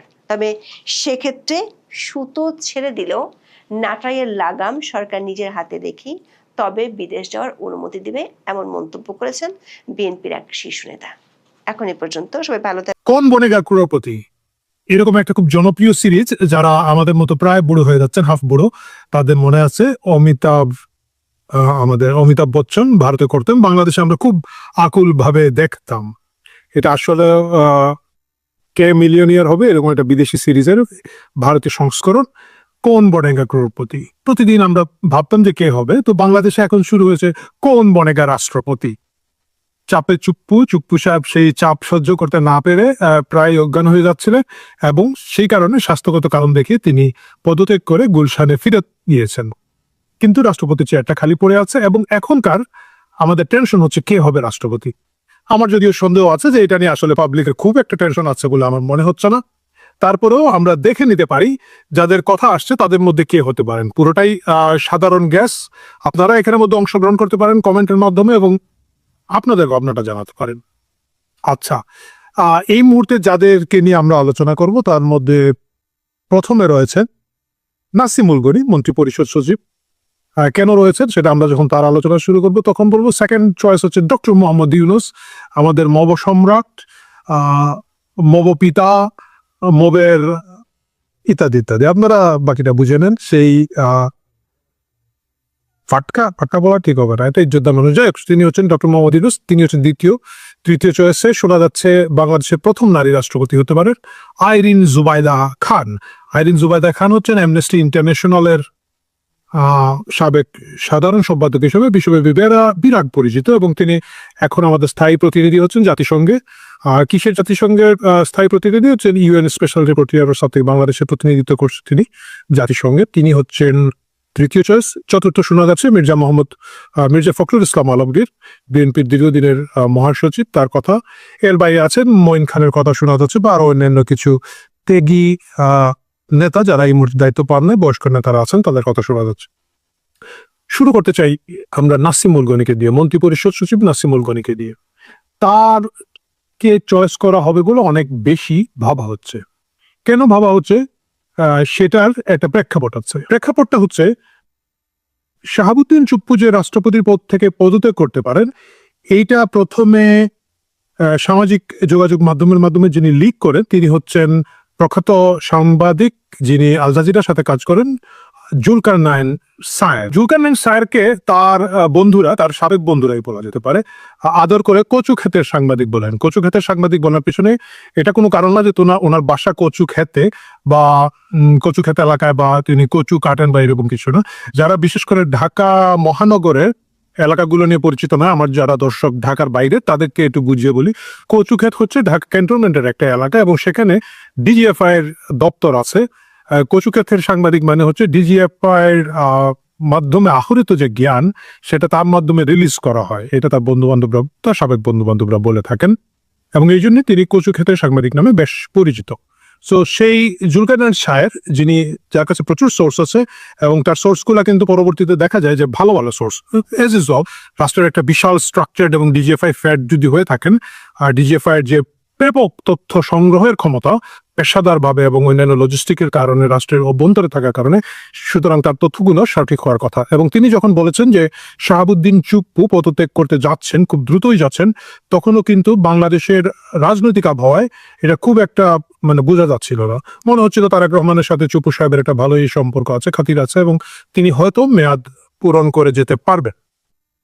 তো দেখা গেল যে সেটা হলো, এবং কিন্তু দেখা গেল যে উনি হঠাৎ অসুস্থ হয়ে গেলেন এবং এত তাড়াহুড়া করে পদত্যাগ করা শুরু করলেন। এবং ওইখানেই বলা হয়েছে যে নাসিমুল গনিকে বিএনপি পরবর্তী রাষ্ট্রপতি হিসেবে ভাবছে। সুতরাং খবরের প্রথম অংশ যেহেতু ইতিমধ্যে সত্য প্রমাণিত হয়েছে, এই ভিডিওটা যখন রেকর্ড করছি তখন চুপ্পু সাহেব অলরেডি তার গুলশানের বাসভবনে চলে গিয়েছেন। সুতরাং আমরা নাসিমুল গনিকে, খবরের বাকি অংশটাকে গুরুত্ব দিয়ে ভাববো, এবং আমরা ধরেই নিব যে এটা সত্য হতে যাচ্ছে। অনেকেই ভাববেন যে নাসিমুল গনিকে দেওয়া মানে হচ্ছে যে এটা ডিপ স্টেটের, তাহলে কি হলো, এটা কি আরেক খলিল সাহেব হইলো, আর একটা খলিল সাহেবের মতো এখানে রিপ্লেসমেন্ট হচ্ছে? আসলে কিন্তু তা না। নাসিমুল গনি মূলত বিএনপির লোক, এবং তিনি যে কেয়ারটেকার সরকারের সময় যে প্রশাসনে ফেরত এসেছেন, তার অবসর মারিয়ে ভাঙ্গিয়ে কিছু একটা আর কি, অবসর শেষ করে, এটা কিন্তু আসলে তার বিএনপি কোটায় এসেছেন। নাসিমুল গনির দীর্ঘ সম্পর্ক আছে বিএনপির সাথে। তিনি বেগম জিয়ার সাথে যখন প্রধানমন্ত্রী ছিলেন তখন তিনি প্রধানমন্ত্রী কার্যালয়ের মহাপরিচালক ছিলেন। আমি যদি ভুল না করে থাকি 2006 সালে যখন তিনি এডিশনাল সেক্রেটারি পদে পদোন্নতি পান, তারপরে উনি তৎকালীন রাষ্ট্রপতির একান্ত সচিব ছিলেন। এর মানে হচ্ছে যে বিএনপির খুবই ট্রাস্টেড, খুবই বিশ্বাসযোগ্য একটা লোক, এবং বিএনপির যে প্রশাসনে জামাতের বিরুদ্ধে বিএনপির যে টানাপোড়েনের রাজনীতি ছিল ডক্টর ইউনূসের সময়, সেই সময় তিনি বিএনপি রিপ্রেজেন্ট করতেন। সুতরাং তাকে রাষ্ট্রপতি হিসেবে ভাবেন যদি তারেক রহমান, তাহলে সেটার আমি খুব একটা অবাক হই না। যদিও আমলা থেকে রাষ্ট্রপতি করার নজির আমাদের দেশে নেই, কিন্তু এটা হতে পারে, কারণ এখন তো সবই বেনজির অবস্থায় চলছে, এটা হতেই পারে। কিন্তু এটার একটা টেকনিক্যাল ঝামেলা আছে। টেকনিক্যাল ঝামেলা হচ্ছে আরপিও অনুযায়ী নাসিমুল গনি রাষ্ট্রপতি হতে পারবেন না। কেন পারবেন না তা আমরা একটু দেখি। রাষ্ট্রপতি হওয়ার যোগ্যতা কি? সংবিধানের 48(4) অনুচ্ছেদে বলা হচ্ছে রাষ্ট্রপতি হওয়ার বেশ কিছু যোগ্যতা আছে। নাম্বার 1, 35 বছরের কম বয়স্ক নন, তাকে 35 বছরের বেশি হতে হবে। সংসদ সদস্য নির্বাচিত হবার যোগ্য না হইলে তিনি হতে পারবেন না। এবং এই সংবিধান দ্বারা যদি তিনি এর আগে রাষ্ট্রপতি হিসেবে অভিশংসিত হয়ে থাকেন, আগে যদি তাকে ঘাড় ধরে আগে যদি তাকে খেদিয়ে দেওয়া হয়, তাহলে হবে না। তো ওই দুটাও প্রযোজ্য হবে না নাসিমুল গনির জন্য। কিন্তু সংসদ সদস্য হওয়ার যোগ্যতা একটা বিরাট প্রশ্ন হবে। কেন প্রশ্ন হবে? কারণ বর্তমান সংবিধান অনুযায়ী, আরপিও অনুযায়ী তিনি সংসদ সদস্য হওয়ার যোগ্য নন। সংসদ সদস্য হওয়ার যোগ্যতার অনেকগুলো ক্রাইটেরিয়া আছে, এর মধ্যে একটা অযোগ্যতা হচ্ছে যে কেউ যদি সরকারি চাকুরিতে থাকেন তাহলে তিনি চাকুরি শেষ করার পরবর্তী 3 বছরে সংসদ সদস্য হওয়ার যোগ্যতা পাবেন না। এটা হচ্ছে গণপ্রতিনিধিত্ব আদেশ আরপিওর 1972-এর 12-1 উপধারা। আমি উপধারাটা স্ক্রিন দেখে পড়ি, তাহলে আমারও ভুল হয় না, আপনাদের ভুল হয় না। প্রজাতন্ত্রের বা সংবিধিবদ্ধ সরকারি কর্তৃপক্ষের বা প্রতিরক্ষা কর্ম বিভাগের কোনো চাকুরি থেকে পদত্যাগ করেছেন বা অবসরে গেছেন এবং ওই পদত্যাগ বা অবসর হওয়ার 3 বছর অতিবাহিত না হয়ে থাকে, তাহলে তিনি সংসদ সদস্য পদে নির্বাচিত হবেন না। একটা প্রশ্ন আসতে পারে যে তিনি তো এই মুহূর্তে নাসিমুল গনি হচ্ছেন চুক্তিভিত্তিক নিয়োগে আছেন সরকারের, তিনি তো সরাসরি চাকুরিতে নাই, তাকে কন্ট্রাক্টের মাধ্যমে আনা হচ্ছে, তার ক্ষেত্রে এটা প্রযোজ্য হবে কিনা? তার ক্ষেত্রে এটা প্রযোজ্য হবে, কারণ গত বছর 2025 সালের ডিসেম্বরের 24 তারিখে হাইকোর্টের একটা রায় আছে এই ব্যাপারে। আমি একটু দেখে নিই। 24শে ডিসেম্বর 2025 সালে এ সংক্রান্ত একটা রিট আবেদন বুধবার 24শে ডিসেম্বর খারিজ করে দেন বিচারপতি মোহাম্মদ বদরুর রহমান এবং বিচারপতি মোহাম্মদ মঞ্জুরুল আলমের বেঞ্চ। তারা বলেন যে চুক্তিভিত্তিক, ওইখানে কিন্তু আদালত বলে দিয়েছে যে চুক্তিভিত্তিকও যদি কেউ নিযুক্ত হয়ে থাকেন তার ক্ষেত্রে একই ধারা প্রযোজ্য হবে। তারা জিনিসটাকে আর সুস্পষ্ট এবং ব্যাখ্যা দিয়ে পরিষ্কার করেছে। তাহলে কি দাঁড়াচ্ছে? তাহলে নাসিমুল গনিকে যদি রাষ্ট্রপতি করতে হয়, সেক্ষেত্রে সংবিধান পুনরায় সংশোধন করা ছাড়া আর কোনো গতি নেই। আমার মনে হয় না বিএনপি এই মুহূর্তে এত বড় ঝামেলায় যাবে। পছন্দের দ্বিতীয় তালিকায় আমার ফেভারিট স্যার, আমি জানি আমরা সবাই বলেছিলাম স্যার 5 বছর থাকেন, 5 বছর থাকেন, 5 বছর থাকেন, স্যার শুনলো না, স্যার চলে গেল। ডক্টর মোহাম্মদ ইউনূস। ডক্টর মোহাম্মদ ইউনূস হচ্ছেন আমাদের পছন্দের সম্ভাব্য তালিকায় দ্বিতীয়, কারণ অনেক দিন ধরে শোনা যাচ্ছিল যে বিএনপিকে ক্ষমতা দেওয়ার পিছনে একটা মূল কারণই হচ্ছে যে বিএনপি এবং জামাত ডক্টর ইউনূস তারা একটা ক্ষমতা ভাগাভাগি করবেন, এবং সেক্ষেত্রে ডক্টর মোহাম্মদ ইউনূসের রাষ্ট্রপতি হওয়ার একটা বড় সম্ভাবনা আছে। এই সম্ভাবনাটাকে আমি এখনো উড়িয়ে দিচ্ছি না, কিন্তু আমার কাছে মনে হয় যে এটা খুব সহজ হবে না। নাম্বার 1, ডক্টর মোহাম্মদ ইউনূস সরাসরি জামাত ও এনসিপি প্যাট্রোনাইজ একটা লোক, যিনি আমরা যদি বলি যে জামাত কেন্দ্রিক যে তথাকথিত উপদেষ্টা যারা ছিলেন, আদিলুর রহমান ছিল, আমার প্রিয় কি যেন এটা 26 লক্ষ ভারতীয় জমদূত আসিফ নজরুল স্যার ছিলেন, এবং অন্যান্য যারা ছিল মাহফুজ টাহফুজ, এরা হচ্ছে ডক্টর মোহাম্মদ ইউনূস। এই ব্লকটাকে আবার গণভবনে দিলে যে পাওয়ারের একটা ইমব্যালেন্স হবে, একটা টেনশন থাকবে, তারেক রহমান এই মুহূর্তে সেই টেনশন নিতে রাজি হবেন বলে মনে হয় না। কারণ রাষ্ট্রপতি পদে প্রত্যেকটা দলই চায় খুবই লয়াল একটা লোক, যাকে নিয়ন্ত্রণ করা যাবে, যাকে কন্ট্রোল করা যাবে। এবং এই ক্ষেত্রে বিএনপির ভাগ্য মোটামুটি ভালো, তারা ইয়াজউদ্দিন থেকে শুরু করে অনেক রাষ্ট্রপতিকে পেয়েছিল যারা একেবারে ব্লাইন্ড ভাবে বিএনপি ছিল। একমাত্র দুর্ভাগ্যজনক বিকল্প ছিল বিকল্প ধারার বি চৌধুরী, এবং তাকে শেষ পর্যন্ত রেল লাইনের উপর দিয়ে বিএনপি দৌড়া বিদায় করে দিয়েছিল। যাই হোক, ডক্টর মোহাম্মদ ইউনূসকে এখন বিএনপি ওইভাবে চাবে না। এখন আপনারা বলবে যে খলিলকে কি বিএনপি ওইভাবে চেয়েছিল? হয়তো চেয়েছিল, পর্দার আড়ালের গল্প আমরা এতটুকু জানি না। কিন্তু যদি ডিপ স্টেট মনোনীত হিসাবে ডক্টর মোহাম্মদ ইউনূসকে এখানে আসতে হতো, তাহলে এর কিছু লক্ষণ আগে থেকে দেখা যেত। কিভাবে লক্ষণগুলো দেখা যেত? প্রথমত ওনাকে আরেকটা পুরস্কার দিয়ে দিত। নিশ্চয়ই আরো অনেক পুরস্কার মেডেল বাংলাদেশে না পৃথিবীতে আছে যেগুলা তাকে রিসেন্টলি দেওয়া হতো, যে এবং তার ইমেজ বিল্ড আপ করা হতো, যেটা করা হয় নাই। বাস্তবতা হচ্ছে যে নির্বাচনের আগে ডক্টর মোহাম্মদ ইউনূসের ইমেজ এত খারাপ ছিল, মব সম্রাট হিসাবে সন্ত্রাসী গোষ্ঠী, জঙ্গি গোষ্ঠী এবং যুদ্ধাপরাধীদের প্যাট্রন হিসাবে তাকে যেভাবে চিহ্নিত করা গেছে, যেভাবে জনসমক্ষে পরিষ্কার করে দেখা গিয়েছে, তারপরে ধরেন তার নিজে 666 কোটি টাকার কর মুক্তি, এই লাইসেন্স ওই লাইসেন্স নেওয়ার মাধ্যমে তাকে একটা লোভী, প্রতারক, ভণ্ড লোক হিসাবে জনসমক্ষে প্রকাশ করা হয়েছে। ডিপ স্টেট যা করে থাকে, আপনার বিশ্বে বিভিন্ন দেশে থাকবেন, এই সব নোবেল বিজয়ীদেরকে যখন ক্ষমতায় আনা হয়েছে, they became one time cup, glass, tissue paper, whatever you said, এদেরকে কিন্তু ডিপ স্টেট পরবর্তীতে আর ব্যবহার করা নাই। তাদেরকে কিন্তু রাজনীতিতে খুব দীর্ঘ সময় রাখা হয় নাই।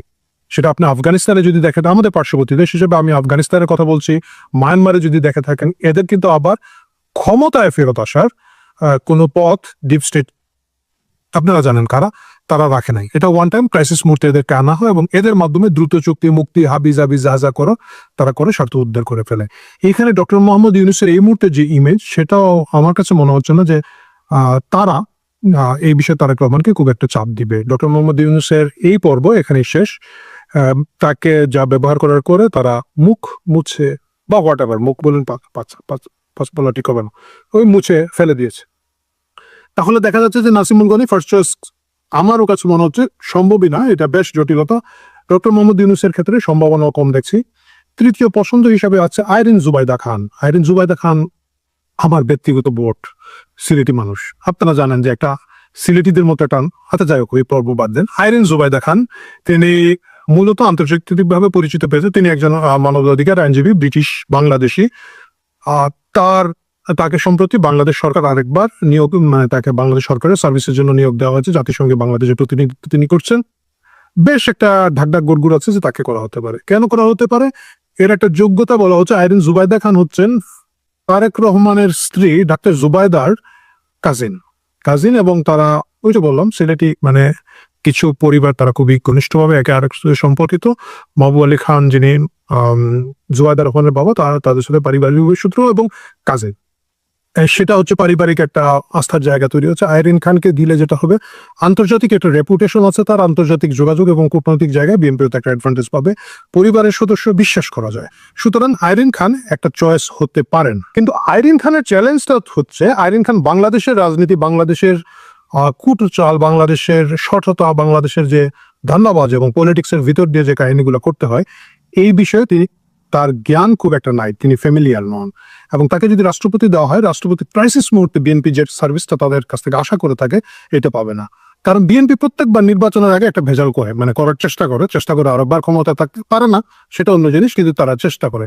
এবং সেই সময় তাদের একজন খুবই লয়াল, অন্ধ, চাটুকার টাইপের রাষ্ট্রপতি প্রয়োজন, যেটা তারা ধরেন এর আগে পেয়েছিল আব্দুর রহমান বিশ্বাসী। আপনাদের মনে আছে 96 সালে সেনাবাহিনীর সাথে যখন একটা টেনশন তৈরি হয়, আব্দুর রহমান বিশ্বাস তিনি কিন্তু খুব শক্তভাবে বিএনপি পক্ষে থেকে ওই জেনারেল নাসিমের কুটা বন্ধ করে দিতে পেরেছিলেন, প্রতিহত করতে পেরেছেন। তারপরে যদি আছেন ইয়াসুদ্দিন নয় কি জন্য ইয়াজউদ্দিন সাহেব যখন আবার একটা 2006-07 সালে ঘোট পাকালেন, তিনি কিন্তু একেবারে হাওয়া ভবনের প্রেসক্রিপশন অনুযায়ী চলেছেন। এতে খুবই অসম্মানিত হয়েছেন বেচারা বুড়ো বয়সে, কিন্তু তিনি বিএনপির কথা শুনেছেন।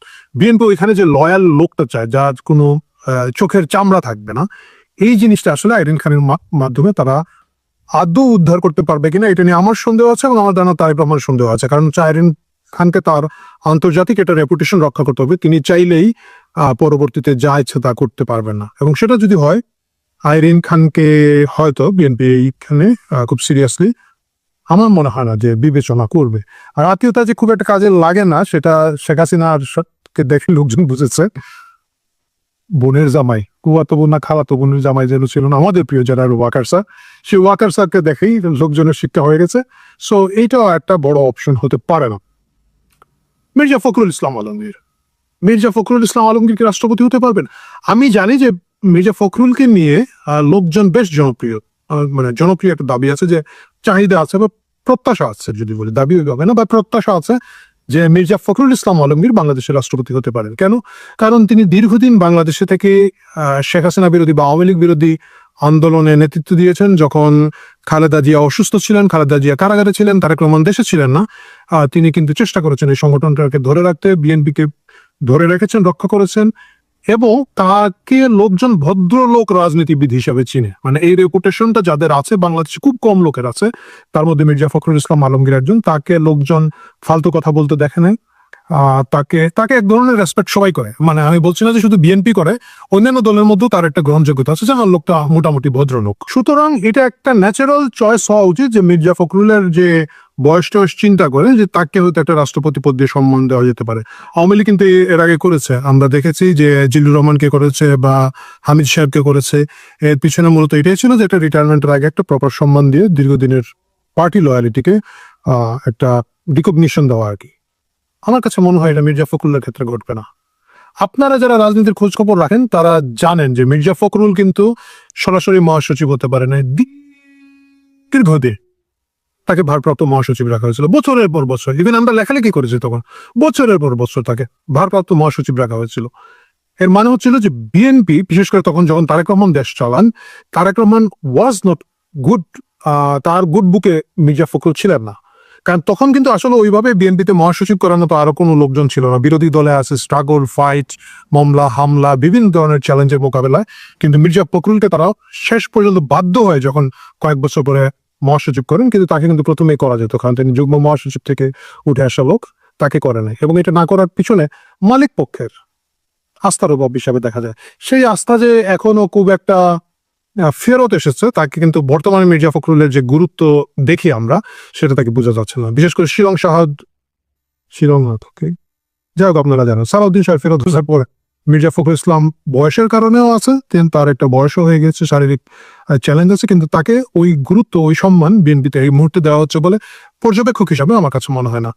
তিনি একজন মন্ত্রী এবং তার মন্ত্রণালয়ে একটা প্রতিমন্ত্রী দেওয়া হয়েছে, বিখ্যাত মিরো বাড়ির সেই মির ভাই, যিনি গোটা বগুড়াকে মিরো বাড়ি, সীমান্ত বাড়ি, কি যেন বানায় ফেলতেছে 14 গোষ্ঠী 18 গোষ্ঠী লোকজন নিয়ে, সেই শাহে আলমকে বরঞ্চ আমরা অনেক বেশি অ্যাক্টিভ, অনেক বেশি গুরুত্ব দিতে দেখছি আমরা সরকার, এবং মানে ভিজুয়ালি তাকে দেখা যাচ্ছে। সো মির্জা ফখরুল ইসলাম আলমগীরের প্রতি যদি সেই আস্থা না থাকে, তাকে রাষ্ট্রপতি করা যদিও খুবই ভালো হতো, আমার কাছে মনে হয় যে সাধারণ লোকজনের বেশ একটা প্রশংসা পাওয়া যেত, তারেক রহমান হয়তো মির্জা ফখরুলকে রাষ্ট্রপতি ভাববেন না। বাকি থাকলেন আমাদের মঈন খান সহ আরো বেশ কিছু নেতৃবৃন্দ আছেন, তাদের মধ্যে থেকে বিচার বিবেচনা করা যেতে পারে। নজরুল ইসলাম খান আমার একজন খুবই পছন্দের রাজনীতিবিদ। নজরুল ইসলাম খান কিন্তু বেশ গুরুত্ব বিএনপিতে আছে, যদিও তিনি নির্বাচন করেন না বা সেখানে নাই, কিন্তু তাকে সম্প্রতিও বিএনপিতে এক ধরনের ভাবগাম্ভীর্যপূর্ণ সম্মান দিতে আমরা দেখেছি, বিশেষ করে খালেদা জিয়ার জানাজার সময় বা ওই টাইমে নির্বাচনকালীন সময় তাকে বিএনপি সামনে এনেছে। সুতরাং পলিটিশিয়ানদের মধ্যে থেকে দিলে আমার কাছে মনে হচ্ছে যে নজরুল ইসলাম খান হয়তো বিএনপির একটা ভালো চিন্তা ভাবনার মধ্যে আছে এবং তার একটা সম্ভাবনা আছে। এর বাইরে সাধারণত দেখা যায় যে বিভিন্ন বিশ্ববিদ্যালয়ের শিক্ষক অথবা সাবেক বিচারপতি, এদেরকে রাষ্ট্রপতি করা হয়, বিভিন্ন সময় করা হচ্ছে। এর কারণ হচ্ছে এরা হচ্ছে অনেকটা ঢোড়া সাপের মতো, করিনাকো ফুসফাস মারিনাকো ঢুসটাস, সেই সাপ জানতো গোটা দুই লাগবে না, গোটা এক লাগবে। তারেক রহমান হয়তো সেই রকম কারোর মানে খোঁজে আছেন। সেটা আর একটা চমৎকার কি বলে সারপ্রাইজ হতে পারে আমাদের জন্য। যে সারপ্রাইজ হোক, আমরা আশা করবো অন্ততপক্ষে এস আলমের কোন স্টাফকে আরেকবার দিয়ে দেশকে ওই রকম হাজিটাটার মধ্যে না ফেলা হবে, কিন্তু বলা যায় না। এস আলমই রাষ্ট্র চালায়, এস আলমরা হাই রাষ্ট্র চালায়।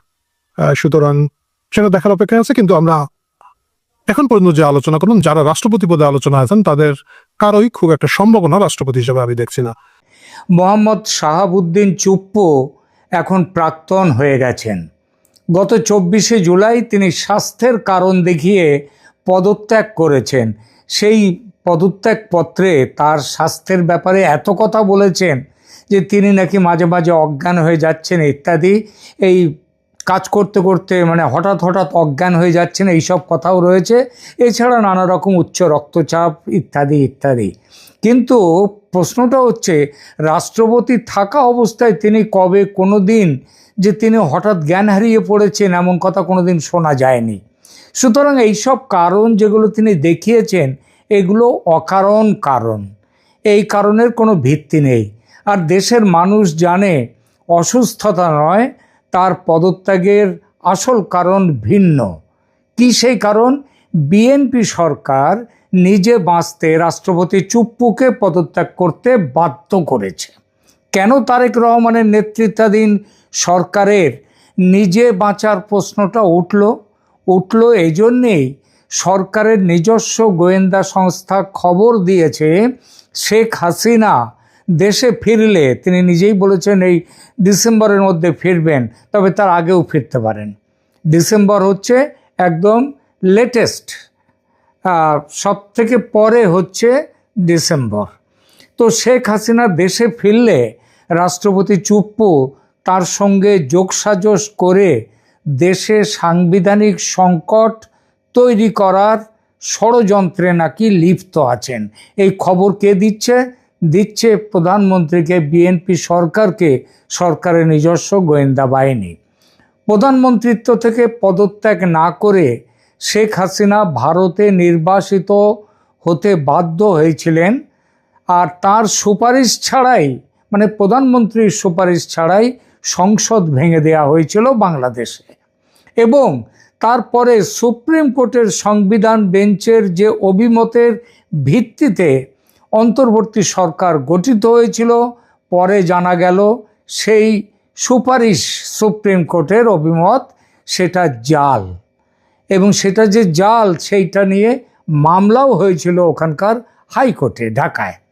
যদিও ঢাকা হাইকোর্ট সেই মামলা তারা সেটা খারিজ করে দিয়েছে, কিন্তু প্রশ্ন উঠে গেছে এবং শাহাবুদ্দিন চুপ্পু শেখ হাসিনা ফেরার পর এই বিষয়গুলো নিয়ে তিনি একটা সাংবিধানিক সংকট তৈরি করতে পারেন, এই খবর, এই ভয় পাচ্ছে সেখানকার বিএনপি সরকার।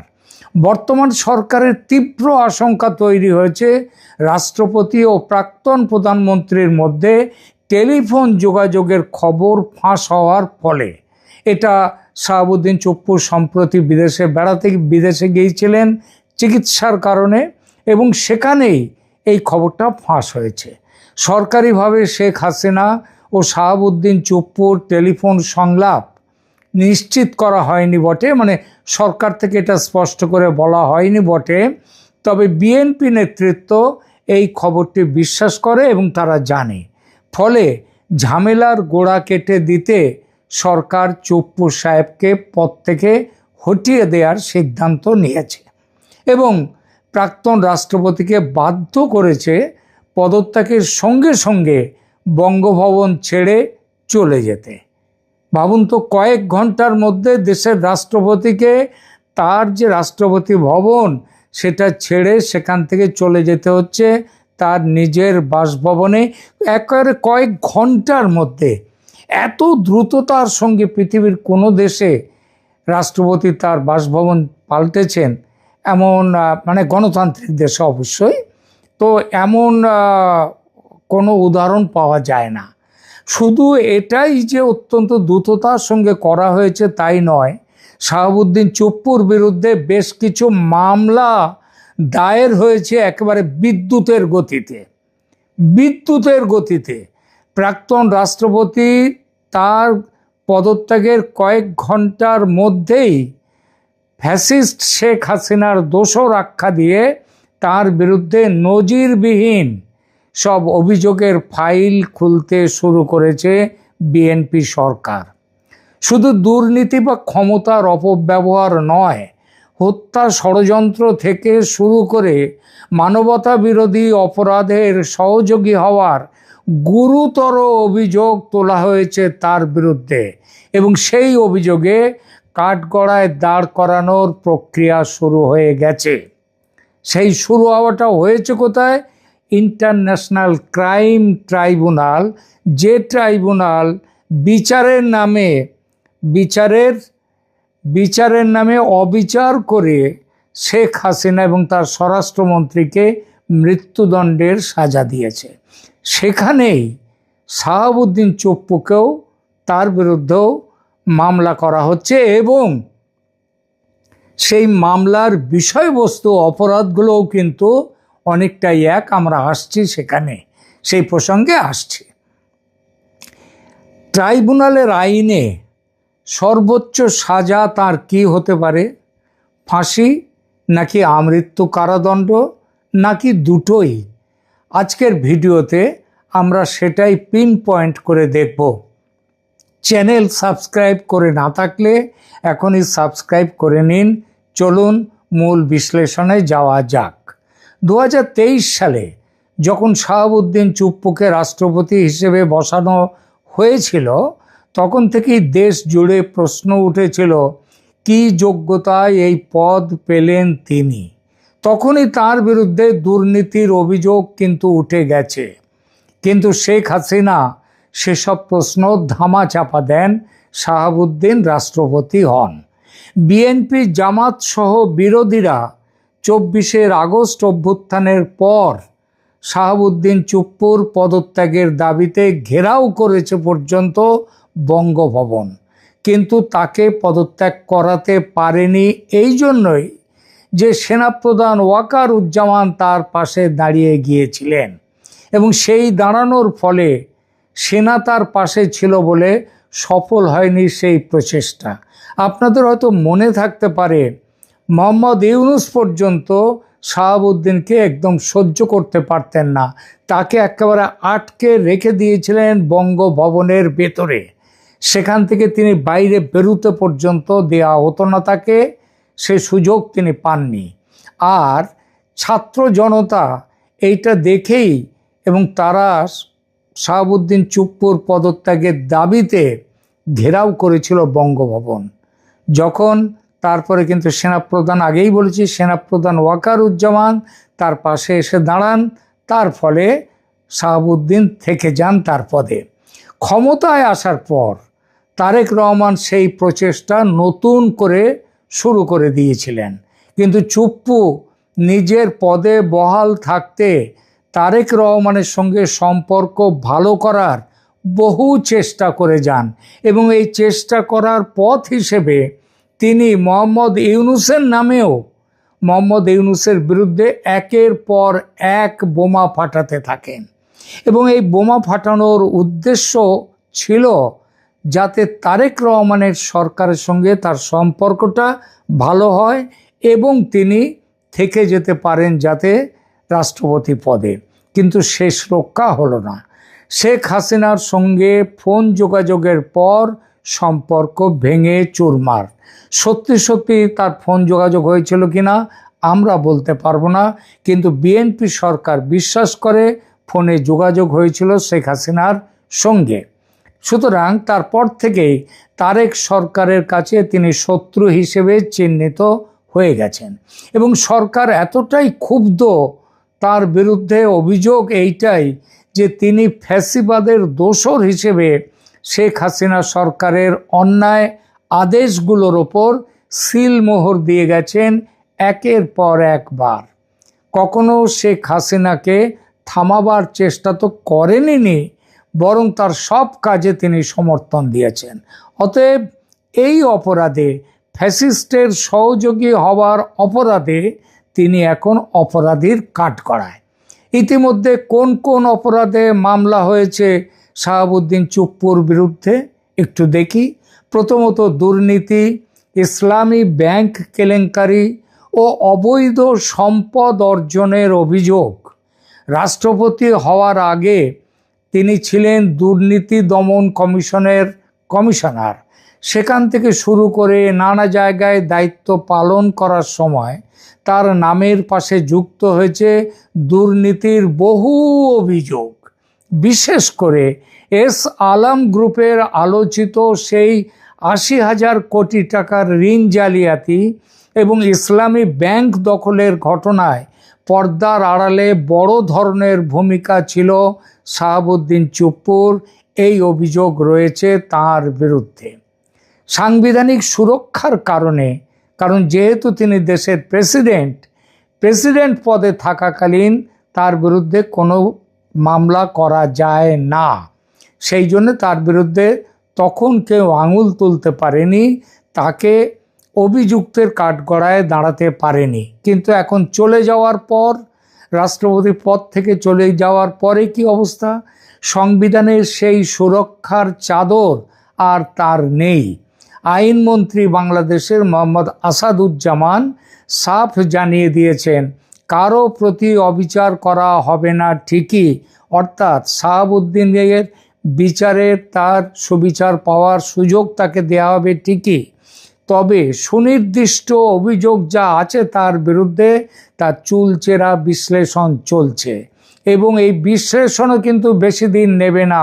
খুব তাড়াতাড়ি বিশ্লেষণ শেষ করে কাজে নেমে পড়বে বিএনপি সরকার, অর্থাৎ তাকে কাঠগড়ায় তুলবে। অতীতে কিভাবে ক্ষমতার অপব্যবহার করে নিজের ও সহযোগীদের আখের গুছিয়েছেন তিনি, দুদক এবং সংশ্লিষ্ট তদন্ত সংস্থাগুলো এখন সেই ফাইলগুলো একে একে টেবিলের ওপরে সাজাচ্ছে। এর সঙ্গে যুক্ত হয়েছে আন্তর্জাতিক অপরাধ ট্রাইব্যুনালে তার বিরুদ্ধে হত্যায় সহযোগিতা করা এবং মানবতা বিরোধী মামলা। শুধু আর্থিক দুর্নীতিতেই তার মানে আটকে থাকছে না চুপ্পুর ভাগ্য। বাংলাদেশ আজাদি পার্টি এবং রাষ্ট্র সংলাপ ফোরামের মতো রাজনৈতিক সংগঠনগুলো সরাসরি আন্তর্জাতিক অপরাধ ট্রাইব্যুনালের চিফ প্রসিকিউটর কার্যালয়ে তার বিরুদ্ধে আনুষ্ঠানিক তদন্তের আবেদন জানিয়েছে। এখানে অভিযোগটা কি জানেন? অভিযোগটা হলো সুপিরিয়র রেসপন্সিবিলিটি বা উচ্চপদস্থের দায়।